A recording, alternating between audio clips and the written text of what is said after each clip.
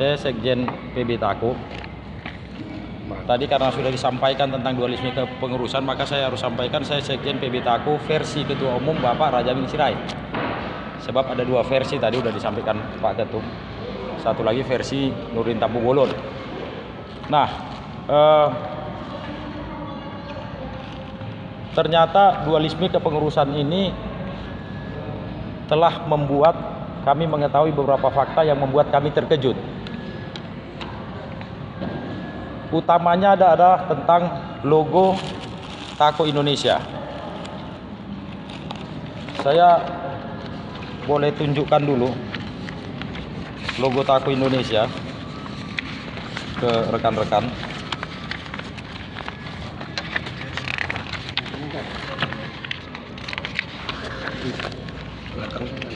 Halaman kedua.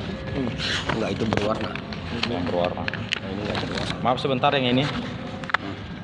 Ini gambar ini logo Tako Indonesia yang sudah digunakan oleh perguruan ini sejak sekitar tahun 1972. Sejak sekitar tahun 1972. Sejak perguruan ini masuk Forky. Jadi perguruan Karate Do Tako Indonesia adalah salah satu pendiri Forky. Karena Forky itu berdiri tahun 1972.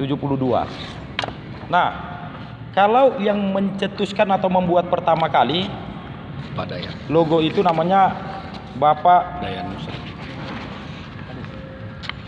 HM Dayamunsi. Itu sekitar tahun 72, mungkin awal 72 dia buat.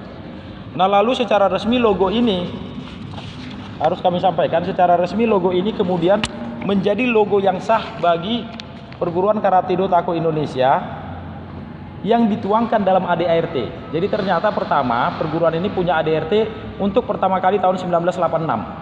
Dan logo ini disebutkan, ditentukan secara jelas dalam ADART yang dibuat 1987. Tepatnya 19 Desember 1987. Yang mengesahkan ADART itu adalah Suhu Sahrunisa. Di dalam ADART itulah logo itu menjadi resmi. Tapi sebelum tahun 1987, yaitu mulai sejak 1972 itu sudah selalu dipakai. Dipakai di mana? Di karategi. Karategi itu disebut juga dogi atau pakaian karate. Di mana lagi bendera. Jadi bendera Tako itu adalah kain putih yang di tengahnya ada logo Tako gitu. Jadi setiap ada acara Tako pasti dipakai. Dipakai di mana lagi? Di kop surat, di stempel. Semua dalam plang merek. Semua logo itu dipakai. Sejak 1972. Bahkan saya pikir kalau dihitung lebih 50 orang sabu hitam kalau kita kumpulkan yang tatonya pakai logo itu.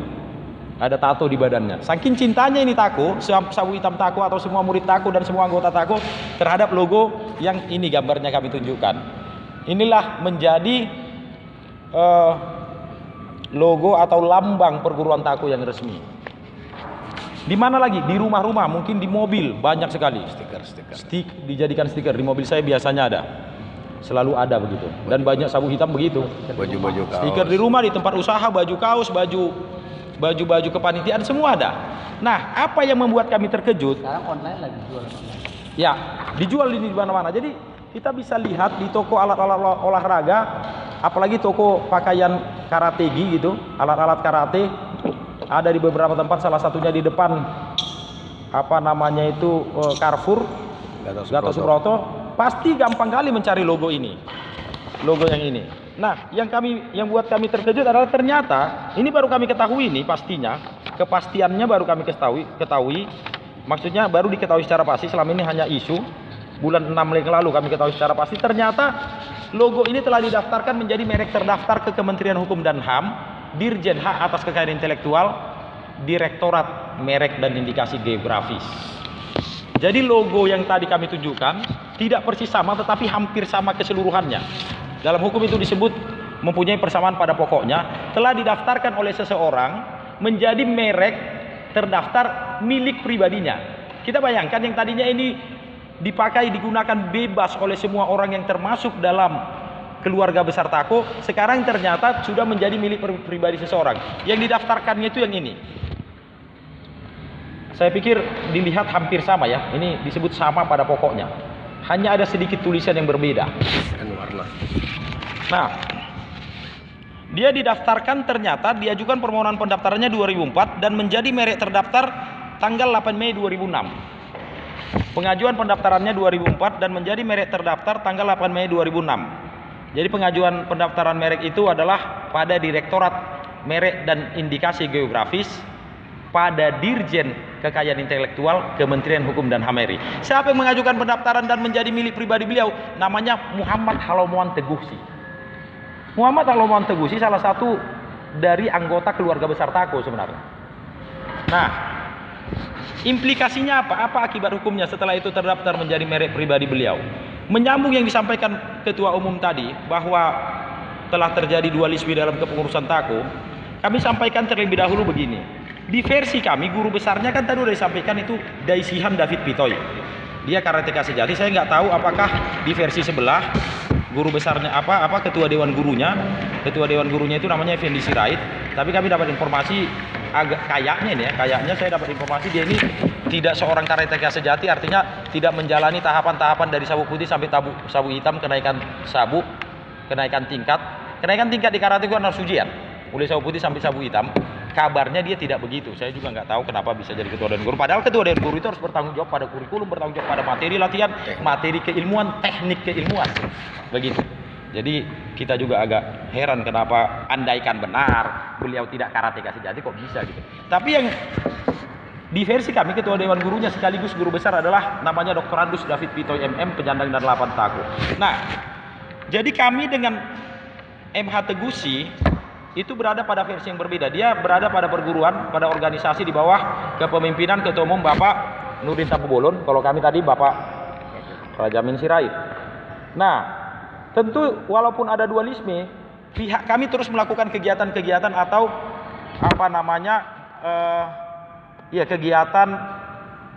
kegiatan perguruan, baik latihan di dojo, pertandingan tetap terselenggara, pertandingan internal, apalagi rapat-rapat pengurus terselenggara, ujian kenaikan sabuk tetap kami selenggarakan, rapat-rapat majelis, gasuku itu latihan bersama dalam jumlah yang besar, kira-kira begitu.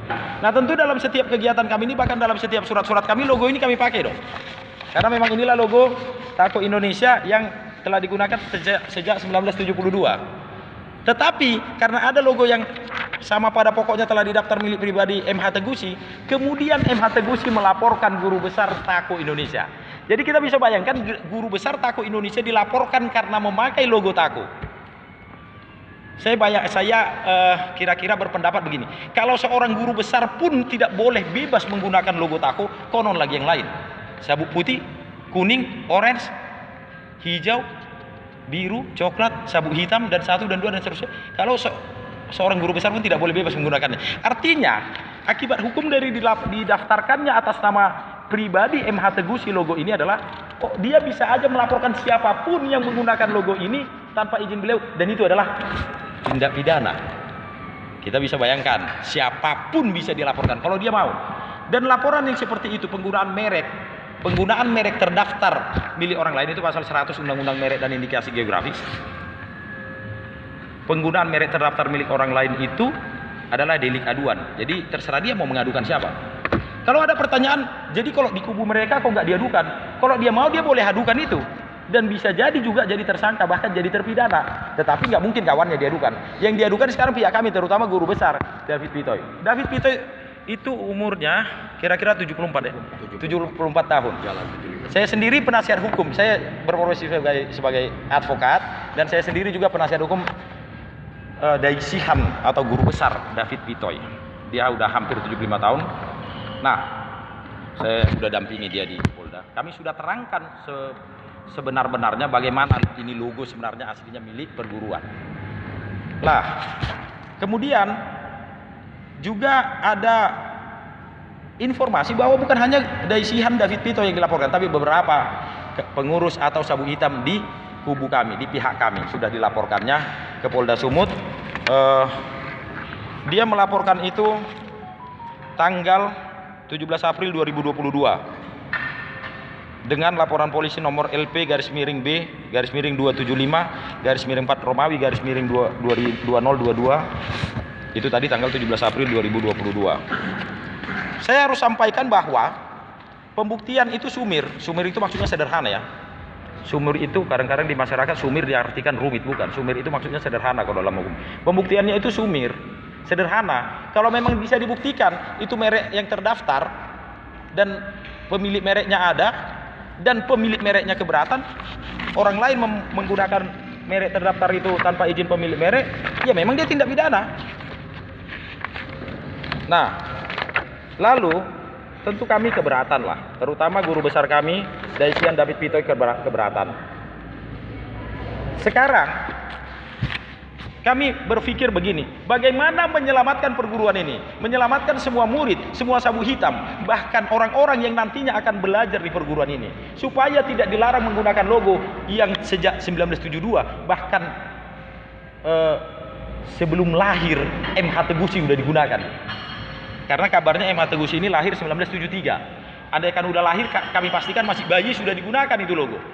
Jadi kami sebenarnya pengen menyelamatkan para sabu hitam, para anggota, para murid Karate Do Tako Indonesia, supaya jangan ada lagi ke depan yang dilarang oleh MH Tegusi menggunakan logo itu. Biarlah logo yang tadi kami tunjukkan gambarnya menjadi milik bersama keluarga besar Tako, mulai dari Dewan Guru, sabu hitam, para murid, pengurus, dan seluruhnya. Itu yang kami inginkan. Kami rapat PB dengan Majelis Perguruan, dengan Daisian David Pitoy. Kemudian kami memutuskan untuk menempuh satu langkah hukum, yaitu mengajukan gugatan pembatalan merek. Dan itu dimungkinkan menurut undang-undang. Gugatan pembatalan merek, maksudnya gugatan pembatalan merek terdaftar, itu dimungkinkan menurut undang-undang merek dan indikasi geografis. Kenapa kami harus gugat? Kalau tujuannya tadi menyelamatkan, ya, supaya jangan ke depannya, misalnya si pemilik merek ini tidak suka nengok si A, tidak suka nengok si B, lalu dia laporkan, bagaimana nanti Tako ini kelanjutannya? Kalau kita melihat dojo Tako sekarang, saya pastikan 95% muridnya pakai logo itu di dada kirinya. Tapi ke depan, siapa yang dia mau untuk dia laporkan bisa dipidana. Ini berbahaya sekali bagi kelangsungan, keberlanjutan, kesinambungan perguruan Karate Do Tako Indonesia. Dan untuk itu kami mengajukan gugatan ini. Apa alasan kami mengajukan gugatan? Pertama, ini logo seperti kami tadi sudah terangkan adalah milik perguruan. Kedua, kami sudah bicara itu dengan pengurus-pengurus pada masa dia mendaftarkan itu tahun 2004. Ya, ada informasi ketua umum pada saat itu pun dia nggak ada kasih izin. Nah, 2004 itu ketua dewan gurunya adalah guru besar Jamin Purba. Ketua dewan guru perguruan Karate Do Tako Indonesia adalah guru besar Jamin Purba. Ketua dewan guru sekaligus guru besar. Kami konfirmasi kepada anaknya apakah pada saat itu guru besar Jamin Purba ada mengizinkan MH Tegusi untuk mendaftarkan itu. Tegas anak beliau dan istri beliau menjawab tidak ada. Loh, kok bisa diajukan? Kami lihat ini ada itikat yang kurang baik lah, ya.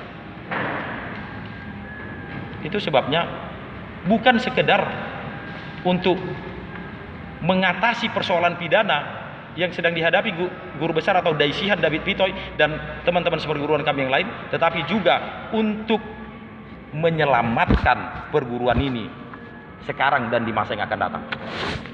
Selanjutnya kami juga sudah mengajukan permohonan kepada Kepolisian Daerah Sumatera Utara. Tadi baru nyampe surat kami secara resmi, supaya sebelum adanya putusan yang berkekuatan hukum tetap dalam gugatan pembatalan merek ini, ditunda itu proses hukum pidana yang dilaporkan MH Tegusi atas penggunaan merek terdaftar yang diklaim miliknya.